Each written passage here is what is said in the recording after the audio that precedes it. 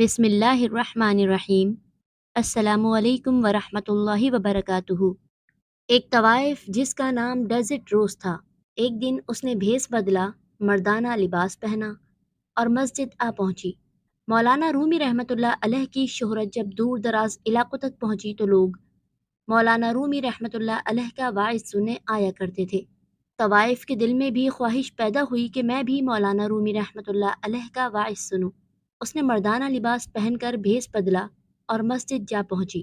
اسی وقت وہ لوگوں کے ہجوم میں بیٹھی ہی تھی کہ ایک پرانے گاہک نے اسے پہچان لیا۔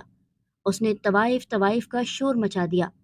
سارا ہجوم آگ بگولا ہو کر اس طوائف کے پیچھے ہو لیا۔ وہ طوائف گھبرائی ہوئی مسجد سے باہر نکل آئی اور ہجوم اس پر جھپٹ پڑا۔ اس سے پہلے کہ وہ غضبناک ہجوم اس طوائف کو مار دیتا، پیچھے سے ایک درویش نمودار ہوئے اور زوردار آواز میں کہا کہ رکو، ٹھہر جاؤ۔ سارا ہجوم ٹھہر گیا۔ ساری نظریں درویش پر لگ گئیں۔ درویش نے کہا، کتنی شرم کی بات ہے کہ تم 30 لوگ ایک بے بس عورت پر حملہ آور ہو، کیا یہ نا انصافی نہیں؟ تو ہجوم میں سے کسی نے کہا کہ آپ نہیں جانتے یہ ایک طوائف ہے، بھلا طوائف کا مسجد میں کیا کام؟ اس پر درویش نے کہا، کیا اس کا صرف یہی جرم ہے کہ یہ مسجد میں آئی؟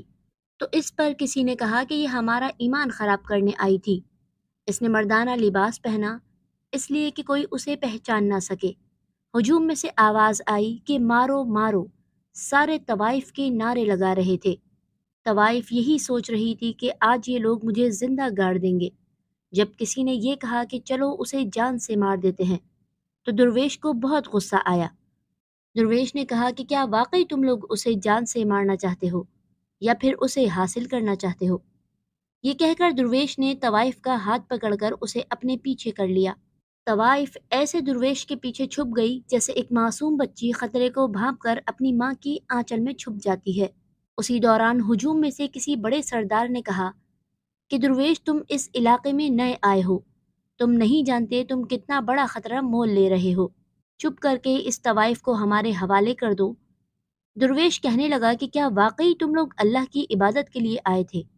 اگر واقعی تم لوگ اللہ کی عبادت میں مشغول تھے تو تم لوگوں نے اس عورت کو کیسے پہچان لیا؟ کیا عبادت کے دوران کوئی دوسرا بھی اس قدر اہم ہو سکتا ہے کہ عبادت کے دوران آپ اسے تکتے رہیں؟